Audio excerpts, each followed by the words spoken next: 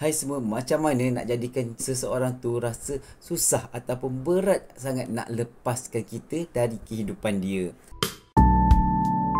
Saya rasa tips ni simple tapi insyaAllah padu untuk korang cuba. Yang pertama sekali, sentiasa kena ada untuk dia. Especially semasa dia sedang ada masalah. Tunjuk yang korang ni merupakan support system yang terbaik. Bila dia rasa korang ni tak pernah tinggalkan dia waktu dia susah, dia akan fikir 1000 kali untuk lepaskan korang. Yang kedua, kena tunjukkan sifat yang ikhlas dan tulus dalam perhubungan tu. Mudah kata, jangan berkira dalam perhubungan tu. Tunjukkan keikhlasan dalam setiap apa yang korang buat untuk diri dia. Orang akan hargai apabila dia tahu bahawa niat kita ni betul-betul jujur, betul-betul ikhlas, bukan sebab nak balasan.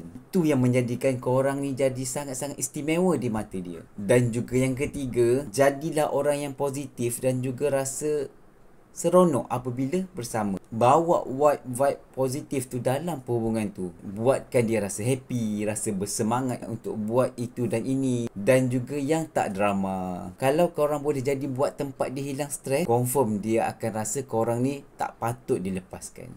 Tu dia 3 tips power yang mungkin korang boleh gunakan untuk pastikan dia tak lepaskan korang. Cuba praktikkan dan juga tengok hasil dia, okey? Semoga tips ni menjadi dan juga membawa ke ijab kabul.